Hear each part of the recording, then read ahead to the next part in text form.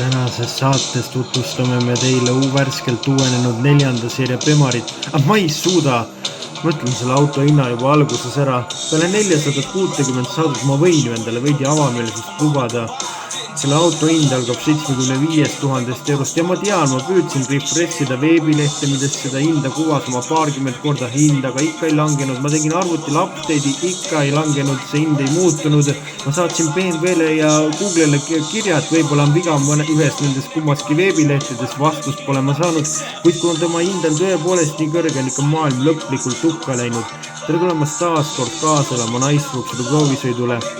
4. seeria on uuenenud, kuid uuendused on tema lühike kosmeetilised, endiselt on olemas tal sellised suured neerud ees ja äratuntavad LED-tuled, mis on natukene saanud uuemat touchi endale juurde ja olemas tal elektrilise versioonina ja uuendus on see, et saadaval talle nelikveoline versioon elektriauto puhul ka juba kehvemas varustusostes, kui varem sai seda ainult M-mudelile ja muidu on ta tagaveoline, olemas ta 4-ukselise kupeena või 2-ukselise kupeena ja pagasruumi luuk avaneb tal nagu luukperal ja sinna mahub 440 liitrit väärt kraami.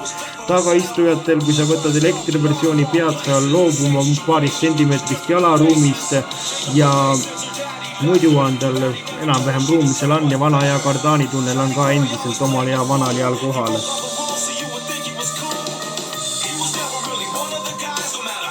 Interiööris on olemas 12,3 tonnine digitaalne näidikupaneel, mis on ühendatud 14,9 tollise multimeediasüsteemiga ja interiöör meenutab natukene rohkem vanemaid Bemareid ja ei ole nii futuristlik, kui on uuel BMW 5. seerial ja uuel BMW 7. seerial, kuid samas on seal interiööris ikkagi koostöö kvaliteet ja kogu väljanägemine selline, et võiks ta paarkümmend tuhat eurot ka vähem tegelikult maksta ja ära uputatud kliimapaneel on tal ka menüüde avarustesse kuid olemas, tal ehtne käigukangi valits ja olemas tal ka digitaalne näidikupaneel, kõik asjad, mida tegelikult Teslal ei ole, kui sa endale elektriautot võtma lähed.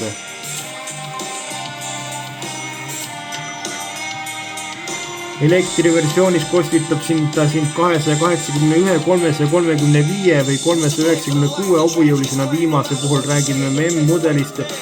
Bensiinimootorina on tal olemas meie turul vaid 3-liitrine rida 6 turbobensiin, mis laaditud 375 hobusega ja sellepärast ongi tema hind nii kallis, sest meie maal ei pakuda 2-liitriseid diisli ja bensiiniüksuseid, mis tema hinda langetasid ja eestlastelt röövib ta tõesti kogu viimase väärikuse ja rahariismed, mis on peale maksude tasumist veel kuskile alles jäänud. Sellepärast algabki tema hind 75 000 kilost ja elektriversioon on odavam 63 000 makstes ja äramärkimist väärib siin, et Audi A5 annab ennast kätte kõigest 39 000 euroga, nii et see on küll sulle koht BMW 4. seerialt minna ja häbeneda natukene ja mõelda, kuidas sa kohtled eestlasi, kes on sinu vastu nii soojalt suhtunud. Selline oli selle korda naisflukside proovisid ja selline on uus BMW 4. seeria. Meie kohtume juba nädala pärast seniks kohtumiseni ja liigelgi ikka turvaliselt.